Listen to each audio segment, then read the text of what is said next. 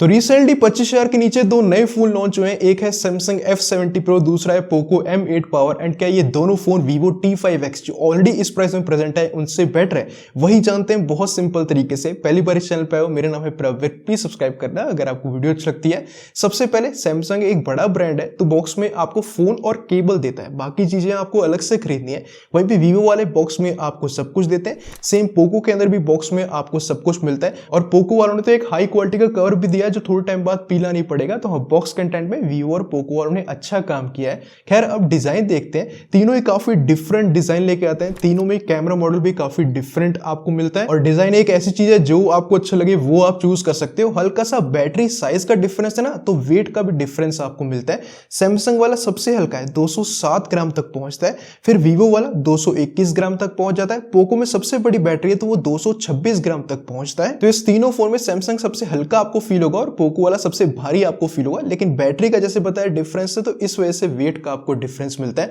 But build के अंदर यहां मेजर डिफरेंस है तीनों में। देखो डिस्प्ले प्रोटेक्शन तीनों ही आपको देते हैं। सैमसंग में बेस्ट डिस्प्ले प्रोटेक्शन आपको मिल रही है, बट जो आईपी रेटिंग है Vivo के अंदर IP68 की भी रेटिंग आपको मिलती है, IP69 की भी रेटिंग आपको मिलती है। इस प्राइस पे काफी अच्छी बात है क्योंकि वो दोनों फोन जो है आपको सिर्फ बेसिक वाली आईपी रेटिंग देते हैं। तो इस बिल्ड के अंदर क्लियरली IP69 की वजह से Vivo ने ज्यादा अच्छा काम किया है। खैर डिस्प्ले बिल्ड देख ली, डिस्प्ले क्वालिटी कैसी है। तीनों ही वैसे पंचोल वाली फुल HD प्लस डिस्प्ले देते हैं, लेकिन पोको एंड सैमसंग में आपको एमोलेड डिस्प्ले मिल रही है, Vivo के अंदर आपको LCD डिस्प्ले मिलती है। इसकी वजह से तीनों पे जो आप कंटेंट देखते हो पोको और सैमसंग की डिस्प्ले के कलर्स थोड़े और बेटर आपको फील होते हैं, बट पोको की डिस्प्ले काफी पीछे रह जाती है। ये फोन उतना पावरफुल नहीं है, मैक्सिमम इसमें 1080p तक आप वीडियो प्ले कर सकते हो, कोई HDR का भी सपोर्ट नहीं है। सैमसंग और Vivo के अंदर 4K में HDR में आप वीडियो प्ले कर सकते हो। तो इस पोको में वैसे तो एमोलेड आपको मिल रही है, लेकिन 4K और HDR का सपोर्ट ही आपको नहीं मिल रहा है। वैसे नेटफ्लिक्स के अंदर तीनों ही वाइड L1 का सपोर्ट देते हैं, तो यहाँ पे पोको ने अच्छा काम किया है। और पोको ने एक और काम अच्छा किया है, इन डिस्प्ले फिंगरप्रिंट स्कैनर दिया। फिंगरप्रिंट स्कैनर डिस्प्ले के अंदर है एंड ठीक ठाक स्पीड लेके आता है।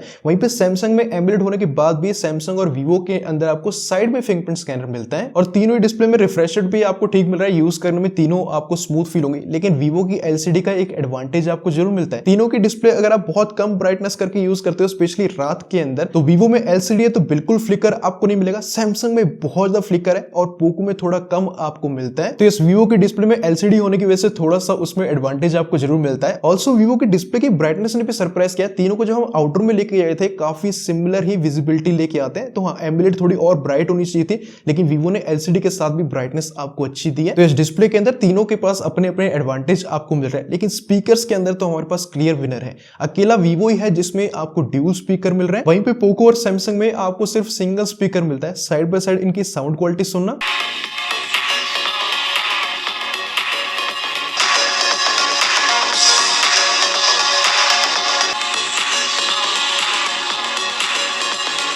एंड वैसे तो आपने टेस्ट में नोटिस कर लिया होगा कि Vivo वाला इन सब में सबसे ज्यादा लाउड हो रहा है, डिटेल भी ज्यादा अच्छी है। सैमसंग भी सिंगल स्पीकर से अच्छी डिटेल प्रोवाइड कर रहा है, लाउड भी हो रहा है। पोको में सबसे कम आपको डिटेल मिलती है और लाउडनेस भी थोड़ी कम है। खैर अब इन तीनों फोन को ऑन करते हैं और सॉफ्टवेयर की बात करें तो तीनों ही लेटेस्ट Android 16 पे चल रहे हैं। तीनों में डिफरेंट UI आपको मिलती है, लेकिन अपडेट सपोर्ट के अंदर सैमसंग एंड पोको ने ज्यादा अच्छा काम किया है। ऑल्सो ब्लोटवेयर के मामले में भी सैमसंग ने और बेटर काम किया है। यहाँ पे बहुत सारा ब्लोटवेयर आपको नहीं मिलता। वहीं पे पोको के अंदर भी थोड़े प्री इंस्टॉल्ड एप्स और प्री इंस्टॉल्ड गेम्स मिलते हैं, लेकिन Vivo के अंदर तो अलग लेवल का है। Pre installed apps, games, hot apps, बहुत कुछ आपको मिलता है। तो ये साफ सफाई थोड़ी सी Vivo के अंदर आपको ज्यादा करनी पड़ती है, बट जो स्मूथनेस है Vivo के सॉफ्टवेयर की वो सबसे बेस्ट है। इसमें कंप्लीट Origin OS 6 के एनिमेशन आपको मिलते हैं, इसकी वजह से इसकी स्मूथनेस और अच्छी आपको फील होती है।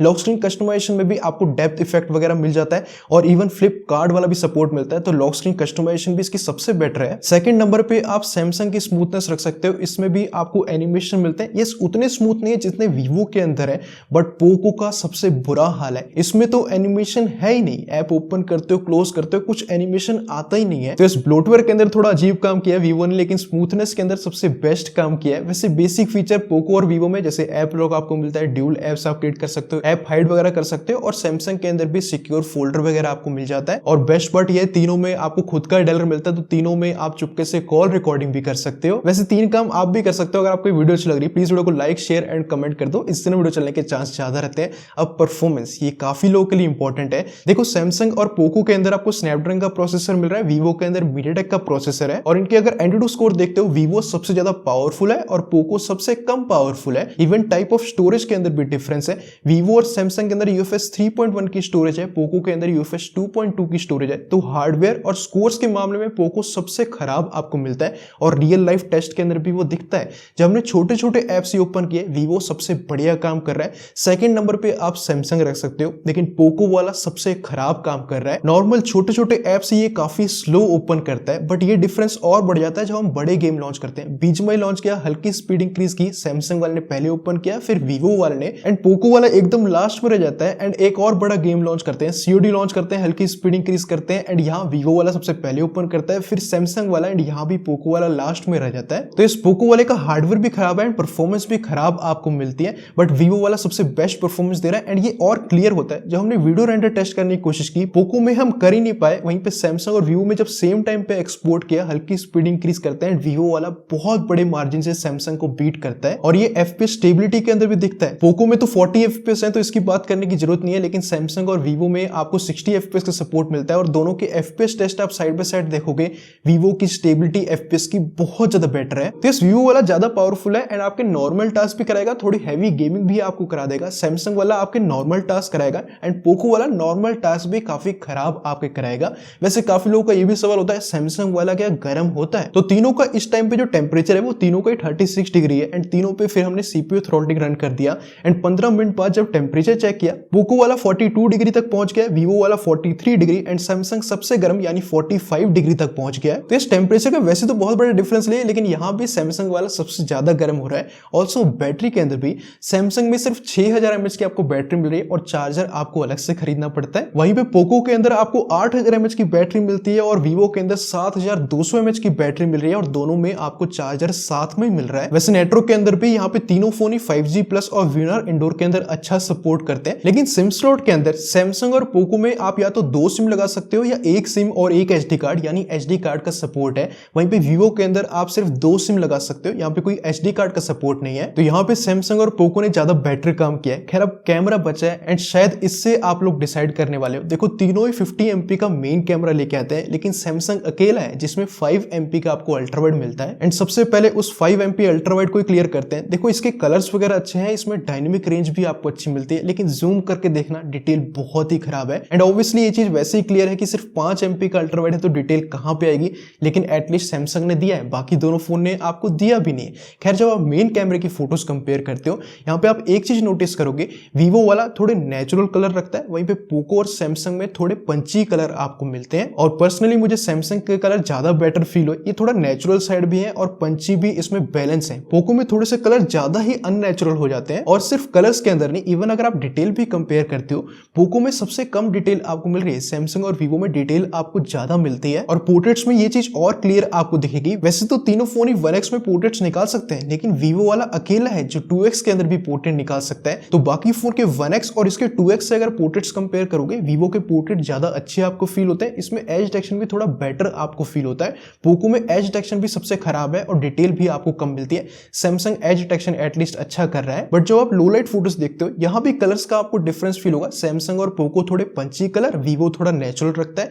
डिटेल के अंदर यहाँ भी वीवो वाला सबसे बेस्ट डिटेल दे रहा है, फिर सैमसंग वाला है, एंड लास्ट में पोको वाला रह जाता है। और पोको वाला वीडियो के अंदर तो एकदम ही खत्म है। पोको वाला सिर्फ 1080p के अंदर वीडियो शूट कर सकता है, एंड वो भी एकदम अनस्टेबल। वहीं पे वीवो और सैमसंग वाला 4K के अंदर वीडियो शूट कर सकता है, दोनों स्टेबल है। वीवो में थोड़ी स्टेबिलिटी आपको ज्यादा मिलती है। तो इस पोको का बैक कैमरा तो एकदम खत्म है, क्या फ्रंट कैमरे के अंदर वापसी करता है? तो यहाँ भी पोको ने सिर्फ 8 MP का सेल्फी कैमरा दिया है, सैमसंग के अंदर 12 MP का सेल्फी कैमरा और वीवो के अंदर 32 MP का। एंड यहाँ भी कलर्स का थोड़ा डिफरेंस आपको फील होगा। सैमसंग और पोको थोड़े पंची कलर प्रोवाइड करते हैं, वीवो थोड़े नेचुरल साइड रखता है। बट डिटेल के अंदर अगर आप देखोगे, यहाँ भी वीवो वाला सबसे बढ़िया डिटेल दे रहा है। और सेम चीज आप लो लाइट में नोटिस करोगे, वीवो वाला सबसे बढ़िया डिटेल दे रहा है और सैमसंग वाला भी काफी ब्राइट फोटोज निकाल रहा है। लेकिन पोको में डिटेल भी खराब है, साथ में कलर भी इतने बूस्ट कर रहा है और फेस को एकदम रेड कर देता है। एंड जब आप फ्रंट से तीनों से वीडियो बनाते हो, अकेला वीवो ही है जो 4K में वीडियो बना सकता है, लेकिन थोड़ी अनस्टेबल है। वहीं पे पोको वाला 1080p के अंदर भी अनस्टेबल वीडियो शूट करता है। एटलीस्ट सैमसंग ने 1080p के साथ स्टेबल वीडियो सपोर्ट दिया है। तो इस कैमरे के अंदर एकदम क्लियर है, पोको वाला तो आपको चूज नहीं करना है। सैमसंग ने भी अच्छा काम किया, साथ में अल्ट्रा वाइड भी है और स्टेबल वीडियो एटलीस्ट फ्रंट और बैक से शूट कर सकते हैं। वहीं पे वीवो के अंदर डिटेल मेन कैमरे में भी ज्यादा है, फ्रंट कैमरे में भी ज्यादा है, 4K में फ्रंट एंड बैक से आप वीडियो शूट कर सकते हो, 1x एंड 2x में आप पोर्ट्रेट्स भी निकाल सकते हो। सारी फोटोज मैंने गूगल ड्राइव में सेव कर दिया, आप खुद जाके चेक करना, कैमरे का और अच्छा आइडिया मिल जाएगा। एंड अब आखिरी में हमने इन तीनों फोन का सब कुछ ही कंपेयर कर दिया। तीनों के पहले मैं नेगेटिव लिख देता हूं ताकि आपको पता लग जाए आप जो फोन चूज करते हो उसके नेगेटिव क्या है।